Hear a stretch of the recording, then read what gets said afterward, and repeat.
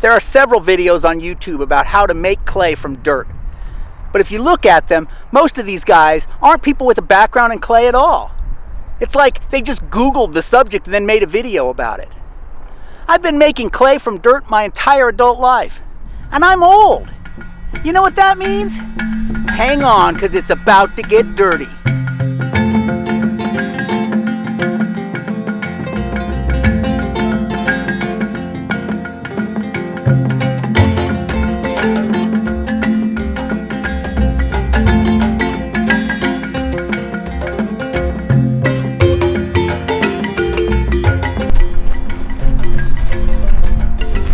Is all of us probably walk over clay every day. You see, clay is defined by just the smallest particles in soil. So there's like sand, which we can see, and then there's silt, which is almost too small to see the individual particles, and then there's clay, which are tiny little microscopic particles. So when we talk about clay, those are just the smallest particles of dirt, which means we can go anywhere in the world and find clay naturally in the soil. Look at this soil here, for example. I'm here at the Santa Cruz River near Tucson, Arizona. And the river floodplain laid down layers of clay centuries ago, which we can recognize by the crackled texture we see. Clay is expansive. That means it expands or gets bigger when it's wet and contracts or gets smaller and shrinks when it's dry. That leaves these crackled texture every place clay is in the soil. Now, if your soil's damp, you'll have that slick, sticky texture that you associate with clay. Any place you see that texture of clay, you can go ahead and dig it up and see if you can make clay from it.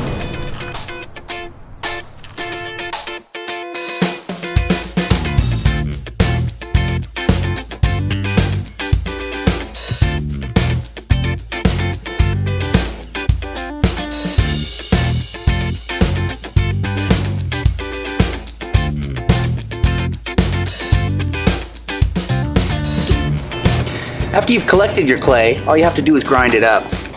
Doesn't have to be fancy. I'm just using a rock on my patio.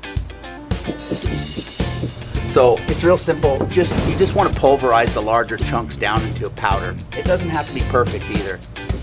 While I'm doing that, I'm looking for any large stones or sticks or roots to throw out. Any little rocks or rocks that are soft enough that I can break them up. I just go ahead and pound those into sand, because we're adding sand to the clay anyway.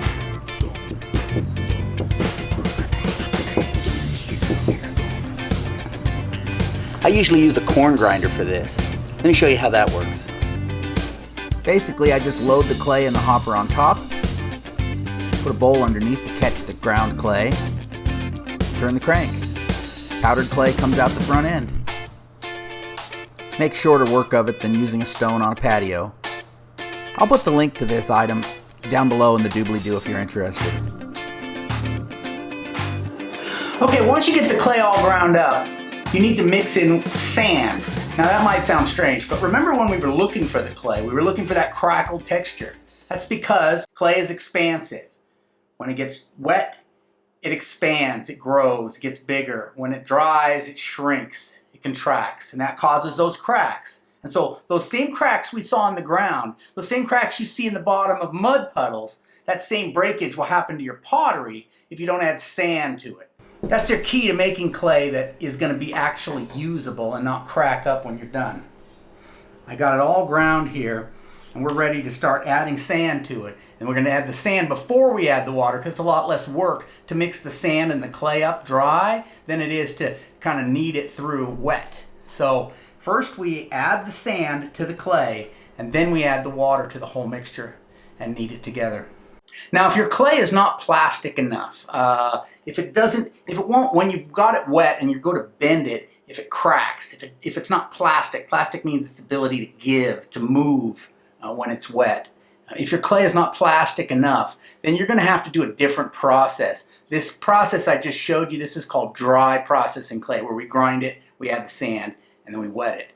Wet processing clay means we're actually going to take some of that silt, those non-clay particles out of it, which will make it more plastic. There's too many large particles in it probably to make it unplastic.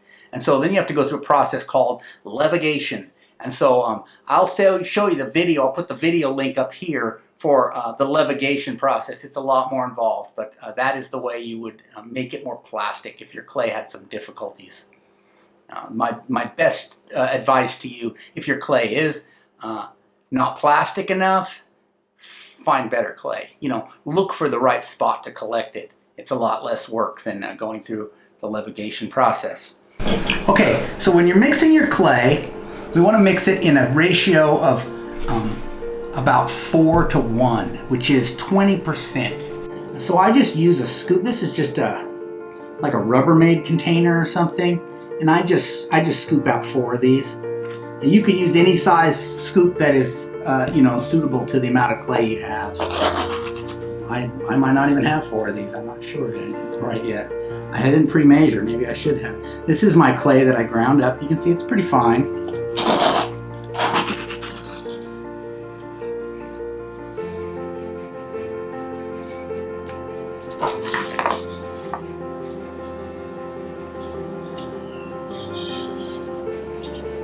Now, we're a little less than 4 scoops, so I'll go a little less than 1 scoop of sand. It's not, you know, it's not rocket science. People were doing this, making pottery like this for thousands of years before the measuring cup was ever invented, or even ratios. You know, it's not rocket science.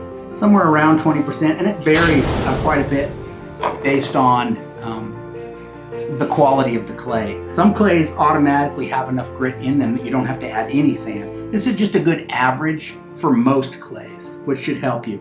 And then as far as mixing it, I'm not gonna get it perfect because I'm still gonna knead it once I get it wet. So I just want to get it mixed in okay.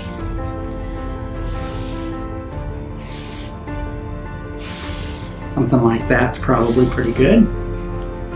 Okay. Now I've got a pile on my workboard here of clay that is 20% sand.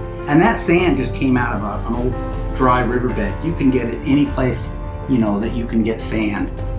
Now you see I've made a little depression here in the center. The reason I've done that is I'm going to add water right into that. Make a little lake out of it. And then I can start taking this dry clay from around the sides and just pulling it in. And it'll start soaking that up.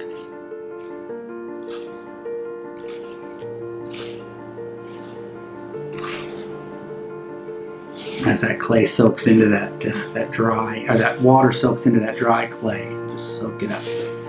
And you can see it's going to need a lot more than that. So that's just the start.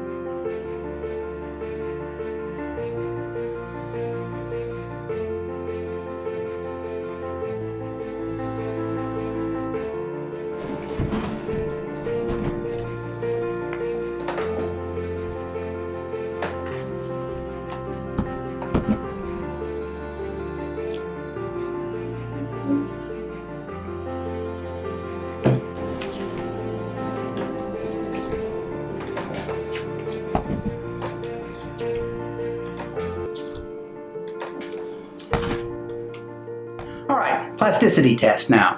Now that I've got it mixed up, take a little ball of the clay, roll out a little coil between your hands, right? And then see if you can wrap it around your finger. See how it cracks? It's cracking a little bit, but that's because the longer your clay ages, the more plastic it will become. So this is just freshly mixed up. I guarantee you, because I've used this clay before, that you know, in an hour or two it's going to be fine. Tomorrow morning it'll be fine. So, you know, you can see that it's bending around my finger. It's not cracking a lot. It'll bend around there. It's starting to crack now, see? So it definitely has plasticity. You know, if it just crumbles, then you know it's not even good clay.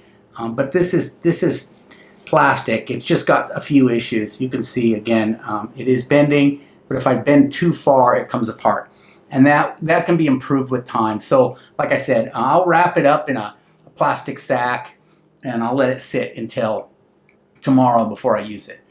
Aging clay makes a big difference, and you can even wait weeks or months and improve the plasticity over time. So here's my block of clay that I created. You know, maybe a half hour's work total when you figure in digging it up, grinding it up, adding the sand and wetting it. It's not a lot of work. And if you have the right material, which is just a matter of how to find clay, what to look for. Now, if you want to know what to look for in clays, I have a video about that. I'll put that up in the on the sidebar, and then it's also in the doobly-doo. So check that out if you're interested in what to look for to find clay. So if you have good clay, it's relatively easy to make up a batch of clay. And then forming pots with it, I have videos on that too, so check them out.